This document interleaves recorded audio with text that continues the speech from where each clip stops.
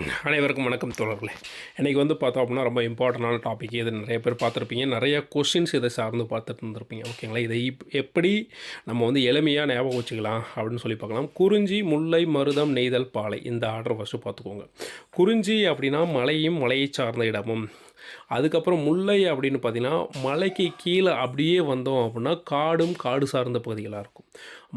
அதுக்கப்புறம் மருதம் அப்படியே காடு சார்ந்த பகுதிக்கு கீழே வந்தோம் அப்படின்னா வயல்வெளிகளாக இருக்கும். வயல்வெளிகளை தாண்டி போனோம் அப்படின்னா கடல் மற்றும் கடல் சார்ந்த பகுதிகளாக இருக்கும். அது கடைசியாக வறண்ட நில பகுதி அப்படின்னு சொல்லிட்டு பாலையோட பகுதியை நம்ம ஞாபகம் வச்சுக்கலாம்.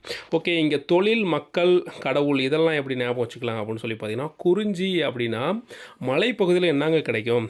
வேட்டையாடணும், உணவு சேகரிக்கணும். அங்கே நிலமோ எதுவுமே இருக்காது, வேறு வழியே கிடையாது. விலங்குகளை தான் வேட்டையாடி உணவு உண்டாகணும். ஓகேங்களா, அப்போ இப்போ நமக்கு தெரிஞ்ச வேட்டையாடிகளாக இருக்கிறவங்க இப்போ யாரோட கையில் துப்பாக்கி இருக்குன்னா குறவர் குறத்தியர் பார்த்தீங்க அப்படின்னா இப்போவும் அவங்களுக்கு துப்பாக்கி வைத்து கொள்வதற்கான அனுமதி பெற்றிருக்காங்க. ஓகேங்களா, ஸோ அப்போ குறிஞ்சி அப்படின்னா மலை சார்ந்த இடமும், அங்கே வேட்டையாடுதல், உணவு சேகரித்தல்.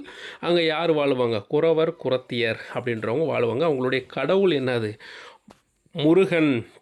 முருகனுடைய இன்னொரு பெயர் பார்த்தோம் அப்படின்னா சேயோன் அப்படின்னு சொல்லுவாங்க.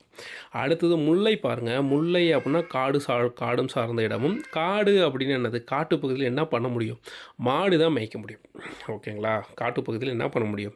மலைக்கு கீழே காடு இருக்கும். அந்த காட்டுப்பகுதியில் பார்த்தீங்க அப்படின்னா ஆடு மாடு தான் மேய்க்க முடியும். ஓகேங்களா, ஆணிரை மேய்த்தல் அப்படின்னு சொல்லுவாங்க. கிராம பகுதிகளில், அதுவும் மலையோர பகுதிகளில் இருக்கிறவங்களுக்கு இதை பற்றி ஃபுல்லாகவே தெரியும். அடுத்து பார்த்தோம் அப்படின்னா அங்கே வாழ்கிற மக்கள் யார் அப்படின்னா ஆய்ச்சியர் அப்படின்ற மக்கள் வாழ்கிறாங்க. அவங்களுடைய கடவுள் யார் அப்படின்னா மாயோன் அப்படின்றவர் யார்? இப்போ தற்போது பெருமாள் விஷ்ணு அப்படின்னு சொல்கிறோம், அவர் தான் மாயோன், கருமை நிறம் கொண்டவர் அப்படின்லாம் சொல்லுவாங்க.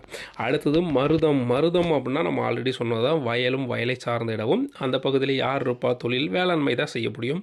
இப்போ நம்ம உழவர்கள் அப்படின்னா நம்மளுக்கு தெரியும்ல, உழவன் உலத்தியர்.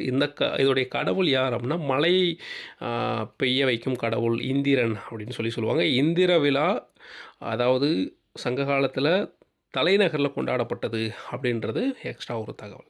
அடுத்தது நெய்தல் அப்படின்னா கடலை சார்ந்த இடமும், கடலை சார்ந்த இடம் அப்படின்றது மீன் பிடித்தல், உப்பு உற்பத்தி உங்களுக்கு தெரியும்.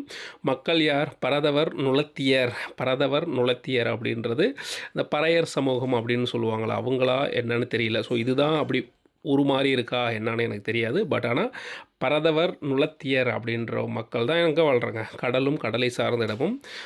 இது கடவுள் வருணன். ஓகேங்களா, இதில் எல்லாமே பார்த்திங்கன்னா குறத்தியர், ஆயர், ஆட்சியர், உழவன் உலத்தியர், பரதவர் நுளத்தியர், இது எல்லாமே அந்த பகுதியில் வாழ்ந்த மக்களை தான் குளிச்சிச்சோ ஒழிய எந்த ஒரு தனிப்பட்ட சாதியை பற்றி குறிப்பிடலை. ஓகேங்களா, பாலை அப்படின்னா வறண்ட நிலம்னா அந்த வீரச்செயல்னால் ஒன்றும் இல்லை. அதாவது அந்த வழியாக யாராவது போகிறாங்க அப்படின்னா அவங்கக்கிட்ட இருக்கிற பொருளை பிடுங்கிறதுக்கு பேர் தான் வீரச்செயல் அப்படின்னு சொல்லுவாங்க. இங்கே வாழ்ந்த மக்கள் யார்? மரத்தியர். அதாவது வறண்ட நில பகுதியில் அவங்களுக்கு எதுவுமே இருக்காது, அதனால் வேறு வழியே கிடையாது. அந்த வழியாக ஏதாவது பொருள் எடுத்துகிட்டு போகிறாங்க அப்படின்னா அவங்கக்கிட்ட பிடுங்கி தான் ஆகணும். இவங்க என்ன பண்ணுவாங்க? மறைந்திருந்து தாக்கி அந்த பொருட்களை பிடுங்குவாங்க அப்படின்ற மாதிரி ஞாபகம் வச்சுக்கோங்க. இதை பேஸ் பண்ணி எப்படி நீங்கள் ஞாபகம் வச்சுக்கலாம்? மரத்தியர் அப்படின்றது இவங்களுடைய கடவுள் யார்? கொற்றவைனா காளி, ஒரு ஆக்ரோஷமான தெய்வம். ஸோ இவங்க ஆக்ரோஷமான வேலைகளை செய்வதனால்தான் என்னன்னு சொல்கிறோம்? கொற்றவை அப்படின்னு சொல்கிறோம் அப்படின்னு ஞாபகம் வச்சுக்கோங்க. ஓகே, இந்த வீடியோ உங்களுக்கு பயனுள்ள வகையில் இருந்திருக்கும் அப்படின்னு நினைக்கிறேன். நன்றி நண்பர்களே.